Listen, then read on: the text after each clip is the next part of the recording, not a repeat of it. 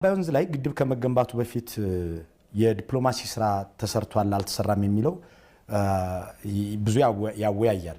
አንድ ቆየት ባለ ህትመት ላይ ግድቡ ከመጀመሩ በፊት ማለትም በ1995 በኢትዮጵያ አቆጣጠር ይመስለኛል በካይሮ በተካሄደ ክረምት ላይ በተካሄደ የአፍሪካ መሪዎች ጉባኤ ላይ እርሶም ነበሩ አቶ መለስ የመሩት ልኡክ የቀድሞ ፕሬዝዳንት ሙባረክ ጋር ውይይት ነበረው። አንድ ስምምነት ለመጀመሪያ ጊዜ ይፋ ተደርጓል። በእርግጥ እናንተም ሆናችሁ ግብጾች በይፋ አልገለጻችሁትም፣ ግን እኔ እንዳገኘሁት መረጃ ከሆነ ኢትዮጵያ ለመጀመሪያ ጊዜ በአባይ ወንዝ ላይ የመጠቀም መብት እንዳላት ሙባረክ ተስማምተዋል የሚል አገኘው። ምን ነበር ያስታውሱታል? በደንብ አስታውሰዋለሁ። እንደተባለው በእኛ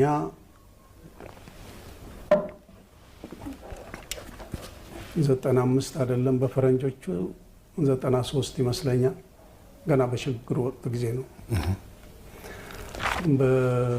በሽግግሩ ወቅት ጊዜ ነውና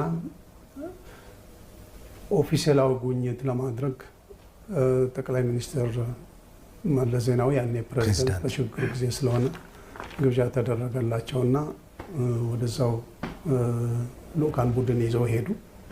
ግን ከዛ በፊት ነው ለመጀመሪያ ጊዜ እንደተባለው ግን በአባይ ጉዳይ ላይ በግብጽና በኢትዮጵያ መንግስታት መካከል ሰፊ ክርክርና ውይይት ተካሂዶበት የጋራ ሜሞራንደም ኦፍ አንደርስታንዲንግ ወይም የማግባቢያ ሰነድ በሚል ተፈራርመናል።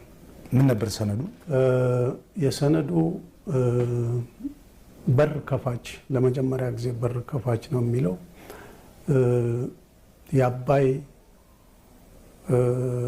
ተፋሰስ ውሃ ሁሉም የተፋሰሱ አገሮች ኢኩዊታብል በሆነ ተመጣጣኝ በሆነ መንገድ ዓለም አቀፍ ሕግ ይህን የሚገዛ አግባብነት ያላቸው የወንዝ ድንበር ተሻጋሪ ወንዞችን በእኩልነት የመጠቀም ዓለም አቀፍ ሕጎች አሉ። በእነዚህ በዓለም አቀፍ ሕጎች ተመስርቶ ነው መካሄድ ያለበት ይብል ለመጀመሪያ ግብጾች የተቀበሉበት ጊዜ ነው።